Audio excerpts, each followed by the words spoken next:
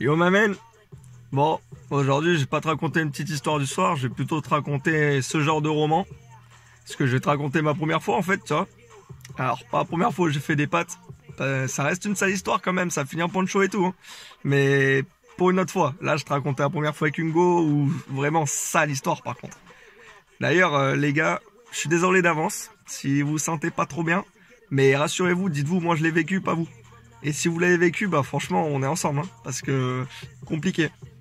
Mais vas-y, je vais te mettre un peu en place le contexte, du coup, histoire que tu comprennes un peu l'histoire. En gros, j'avais 18 piges. J'ai galéré pendant 6 mois à me mettre avec ma copine.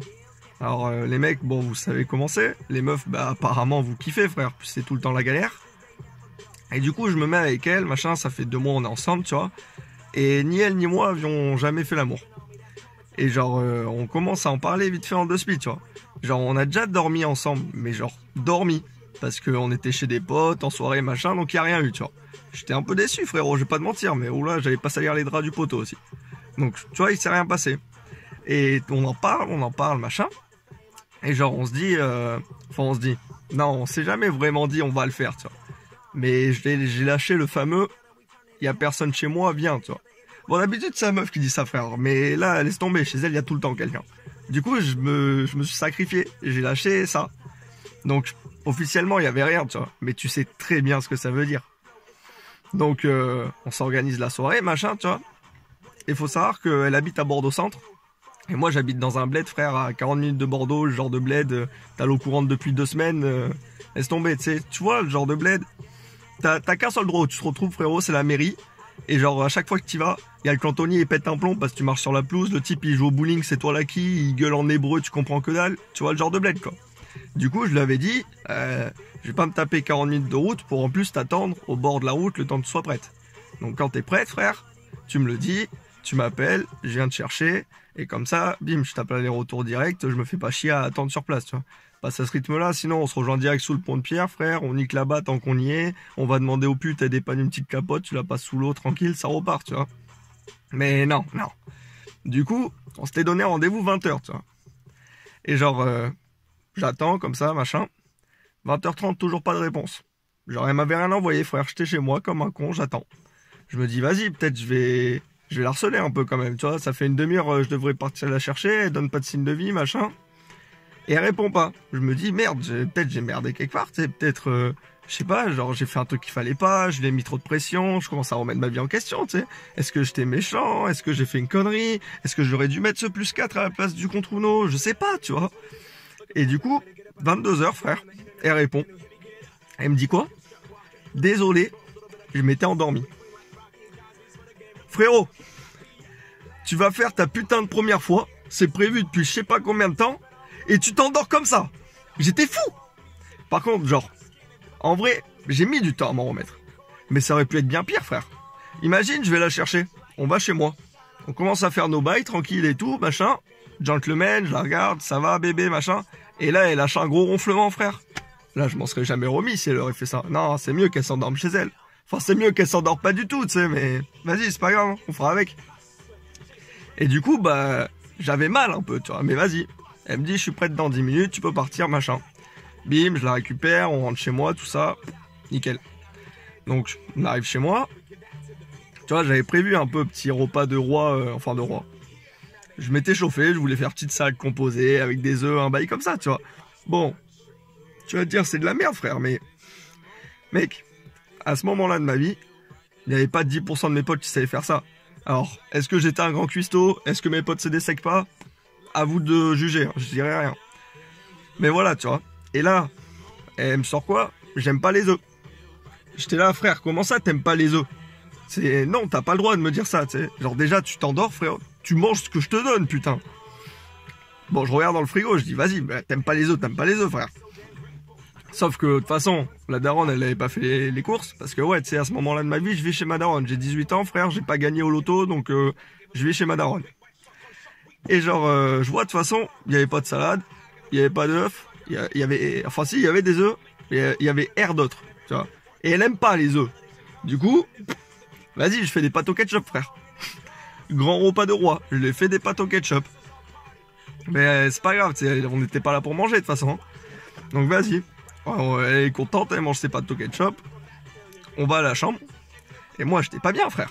Genre, c'est ta première fois, c'est normal, t'as peur, tu sais pas trop quoi faire et tout. Du coup, on se met au lit. Et j'ai paniqué, j'ai allumé la télé, frère. Ah ouais, non, j'ai paniqué. Et au bout d'un moment, elle me regarde, elle me dit, bon, on éteint. J'étais là, mais t'es sûr, frère? J'ai pas vu cet épisode d'Eric et tout, tu veux pas en regarder? Non, bon, vas-y, bah dommage, écoute, vas-y, on éteint, vas-y. Du coup, bon, après, je te fais pas un dessin, frérot, hein, tu sais comment ça marche, machin. Et à un moment, elle me dit, j'ai mal.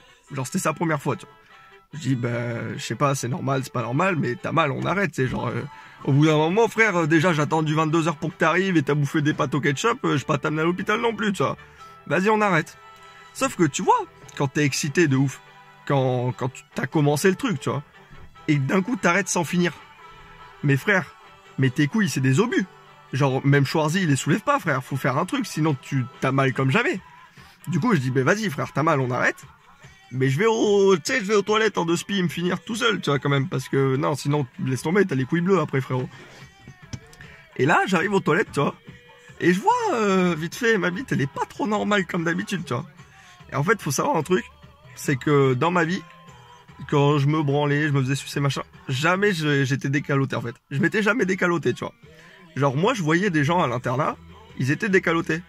Mais je m'étais dit, mais, genre... peut-être c'est comme les gens qui ont le nombril qui ressort, tu sais, genre c'est des gens, ils sont différents, ils ont une oreille plus basse que l'autre, genre, tu sais, chacun est différent. J'étais con, tu vois, moi je m'étais pas dit, c'est tout le monde qui décalote, normal. Pour moi, c'était certaines personnes, et du coup, moi je faisais pas partie de ces personnes, tu sais. Et là, j'arrive aux chiottes et je vois, bah, je suis décaloté, frérot. Du coup, je me dis, bah, peut-être ça s'est fait dans l'acte, machin, tranquille, ça va redevenir normal. Ouais, je suis con, ouais, ouais. Parce que, du coup, je repars la rejoindre, machin, on dort. Le lendemain, je la dépose au bus pour qu'elle rentre chez elle. Et j'avais dit à mon frère, le lendemain, on va à la salle, tu vois. Genre, lui, il va tout le temps à la salle. J'avais dit, je viens avec toi cette fois. Vas-y. Mon frère, en gros, tu vois, tu prends le style de Beckham, la carrure de Schwarzy et la coupe de Woody Woodpecker. Parce que, ouais, tu peux pas tout avoir pour toi non plus, frérot. Faut que t'aies un défaut. Et du coup, quand il m'a dit, on part dans 10 minutes, j'ai dit, oui, monsieur, frère. J'ai fermé ma gueule, hein. Sauf que le bail, c'est que c'était jour des jambes. Et mon sgeg, il était pas encore redevenu normal, frère. Il était encore décaloté.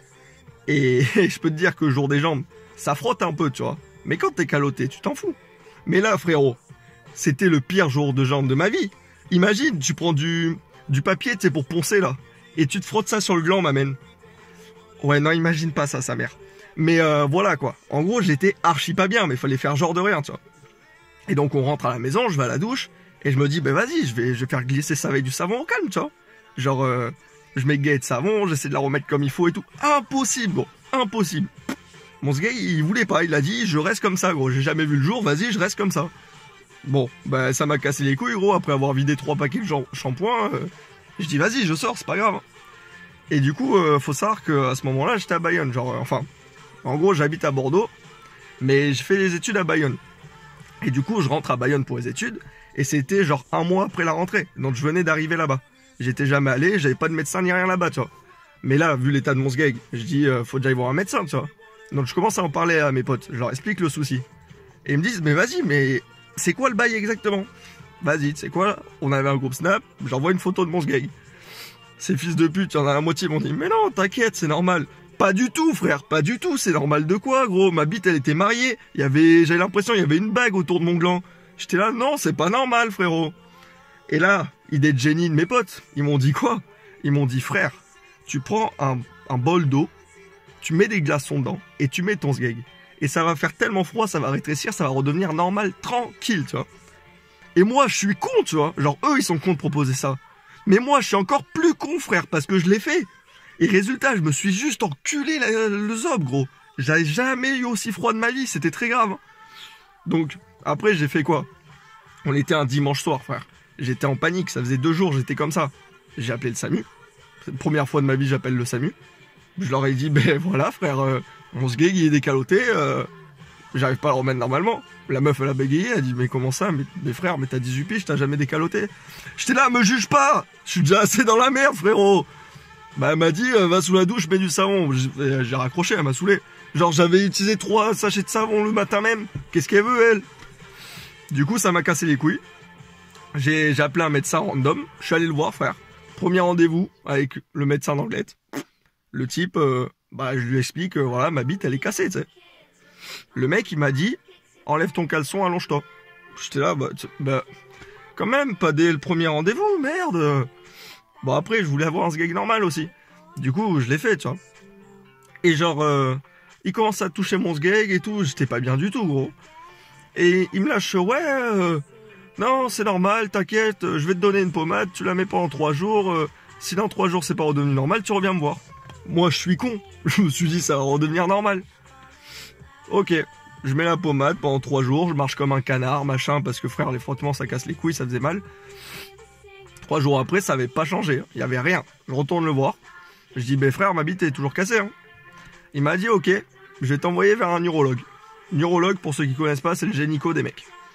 Du coup, je fais ok, c'est un pro le type, il va me filer une maxi pommade, ça va redevenir comme avant. Magnifique, tu vois. Enfin, magnifique. Ouais, ça va redevenir une bite, quoi. Du coup, j'y vais. Je vais à l'urologue, frère. Le mec, docteur Ozaki, frérot. Le boss. Comme tu peux t'en douter, blond, yeux bleus, il arrivait de Bretagne. Pas du tout. C'était un ouache, bien évidemment. Mais franchement, archi beau gosse, le type, il m'a rassuré comme jamais, hein. Il a commencé à prendre mon sgeg, limite il me branlait, j'étais là frère, j'étais à 2 doigts d'appeler les flics, calme-toi, ou d'un moment gros, on vient de se rencontrer il y a 5 minutes, je te serrais même pas la main, que là t'es en train de me branler, tu sais, genre j'étais pas bien du tout. Et genre il me lâche un, t'inquiète, c'est normal, on va juste te circoncire. Pardon? C'est parce qu'en fait non, moi je suis pas là pour ça à la base. Moi on m'a dit une pommade magique, tout ça, ça me va très bien frère. Il m'a dit non, parce que sinon à chaque fois que tu vas niquer, ça va redevenir comme ça pendant 1 ou 2 semaines avant de redevenir normal. Parce que là, faut savoir qu'entre quand ça m'est arrivé et le premier rendez-vous, il s'était écoulé 2 ou 3 semaines, frère. Donc, tu vois, je m'étais habitué, je marchais normalement, et ma bite était plus trop pareil, par contre, hein, frère, elle boudait un peu. Mais genre, il m'a dit ça. Et il m'a dit quoi? Il m'a dit en plus, t'as le frein un peu court, peut-être on va te couper le frein. J'étais là, mais gros, mais t'es un malade? Laisse mon frein tranquille, là, t'es qui, toi? C'est un ouf. Mais du coup, je dis, tu touches pas à mon frein, mais vas-y, circoncis-moi, frère, parce que si à chaque fois que je baise, je reste comme ça 3 semaines, autant que je reste comme ça toute la vie, tu vois. Du coup, on a pris petit rendez-vous, machin, et là, forcément, frère, il a fallu, je dise à mes parents, me faire couper le zob. Et du coup, je suis arrivé chez moi, dans la cuisine, bim, il y avait mon père, ma mère. Je dis, papa, maman, faut qu'on parle. Ils m'ont regardé, ils m'ont dit, qu'est-ce qu'il y a? Je dis, je vais devenir juif. Ils m'ont dit, comment ça, tu vas devenir juif? Qu'est-ce que tu veux, toi? Je dis non, en vrai, je vais me faire circoncire. Allez, bonne nuit. Ils m'ont regardé, pardon? C'est parce qu'en fait, non. Et du coup, je leur ai expliqué en 2 spies, tu vois. Genre, j'ai dit, bon, voilà, je fais la première fois, il y a eu un petit souci, je suis allé voir le docteur, faut que je me fasse circoncire, tu vois. Et ma daronne, elle me dit, ah bon, mais c'est bizarre, genre, ton père, il a pas ce problème et tout. J'étais là, déjà, je veux pas savoir, je me parle pas du zob de papa. Et donc genre elle a dit vas-y frère, s'il faut que tu te fasses circoncire, va te faire circoncire, tu sais, qu'est-ce que tu veux quoi, je chope un scalpel maintenant ou... Du coup ça va, ça s'est bien passé, tu vois. Et genre du coup je rentre à Bayonne, machin, et je vais à l'hôpital le matin de l'opération, et j'étais dans la salle d'attente, tu vois. Et je mets un petit snap, parce que tu sais, j'ai un peu une vie de merde, et là pour une fois il se passe un truc, donc je dis vas-y, je mets un snap et tout, peut-être les gens ils vont s'intéresser à moi, yes. Non, les gens ils s'en battent les couilles, ce qui est normal. Mais il y a mon cousin, il m'a dit pourquoi t'es à l'hôpital frérot? Je lui ai dit sereinement, chose banale, je vais me faire circoncire. Bon, forcément au début il a bégayé. Et après il a voulu m'acheter une kippa pour Noël. Franchement j'ai une famille, je les kiffe, hein. C'est des mecs impec. Et du coup, vas-y, tu vois, c'est mon tour, je monte, machin. Et alors, ils m'ont filé, tu sais, les fameuses espèces de blouses, là, quand tu vas te faire opérer, où t'es à poil dessous. Mais frère, quand t'as le sgeg à l'air, c'est genre décapoté comme ça, là. Mais frère, mais... Ça baise, leur truc, je sais pas ce que c'est comme matière, mais arrêtez ces conneries, putain. J'étais pas bien. Encore une fois, tout le temps, j'ai l'impression. Toute ma vie, je suis pas bien. Et du coup, j'arrive pour l'opération, tu vois. Il m'avait mis dans le bras le petit truc pour mettre la perf, tu vois. Et genre, du coup, je m'allonge, machin et tout. Et là, il y a Ozaki qui arrive, mon SRAB, tu vois. Et genre, vraiment, masterclass, le type. Pour me mettre à l'aise, parce que forcément, j'étais pas serein, tu sais. J'étais là, imagine, le type, il met un coup de cutter de travers ou quoi, tu sais. C'est fini, je suis eunuque. Non, j'étais pas bien. Du coup, pour me mettre à l'aise, il lâche une blague. Tu sais, c'était le fameux... les fameux bails du qu'est-ce qui est jeune et qui attend, Jonathan, ta mère la pute, tout ça, tu vois. Et là, il lâche forcément, qu'est-ce qui est jeune et qui attend. Sauf que tu te rappelles, le type s'appelle Ozaki, frère. Il est non-H. Les non-H, on les appelle les jeunes. Tu sais, je t'explique un peu parce que t'as l'air con. Ben frère, le gars, il a lâché un c'est moi. Les infirmières, c'était tous morts de rire. J'étais là, oh rigolez pas, il va faire des sushis et mon prix plus, calmez-vous. C'était un peu raciste, ça, j'avoue. Non, mais du coup, en vrai, ça va, tu vois. L'opération, elle se passe tranquillement, je me réveille, machin. Dans le coltard de ouf, par contre, frère. Faut savoir, moi, quand je me réveille d'une opération, frérot, je suis en slow motion. Genre, vraiment, un film, le bordel. Et du coup, tu sais, je me réveille, il y a une infirmière, elle vient voir, ça va, machin et tout. Et j'étais tout seul avec l'infirmière, tu vois. Ma daronne, elle devait arriver un peu après, elle était à l'appart, il devait l'appeler pour lui dire c'est bon, je m'étais réveillé, qu'elle vienne me chercher, tu vois. Parce que dans l'état où j'étais, frère, impossible de conduire. Déjà, marcher, c'était compliqué. Et du coup, j'étais tout seul avec l'infirmière et tout. Et je la regarde et je dis ouais, je peux vous poser une petite question, tu vois. Elle me dit bah oui, bien sûr. Et là, je la regarde dans les yeux, gros, je prends mon air le plus sincère. Je lui ai dit vous avez déjà niqué quelqu'un de circoncis? Parce que j'étais éclaté. Et mon gars, il me fait bah franchement, ça change pas grand chose et tout. J'étais là, ah ouais, parce que j'ai galéré 6 mois à me mettre avec ma meuf, là, ça fait même pas 3 mois que je suis avec elle. Il faudrait chier qu'elle me quitte pour ça, tu vois. Et genre, du coup, vas-y, ma mère, elle arrive, le médecin, il passe et tout. Et je le prends vite fait aux acquis, je lui dis, frérot, dans combien de temps tu crois je pourrais m'en resservir, tu sais? Et mon gars, il me dit, mais franchement, si tu veux baiser demain, vas-y. J'étais là, frère, j'ai encore des points de suture autour du zob. J'ai encore un pansement à cette heure-ci autour du zob. Comment ça, je vais baiser demain? T'es un malade, j'ai trop peur de la casser. Et il me dit, non, tranquille, tu peux faire du sport, tu peux niquer, fais ce que tu veux. J'étais là, bon, je vais pas prendre le risque quand même. Hein. Et sauf qu'avant de partir, ils ont voulu déjà y pisser. Genre, ils m'ont dit, ouais, va être sûr que ça marche, c'est.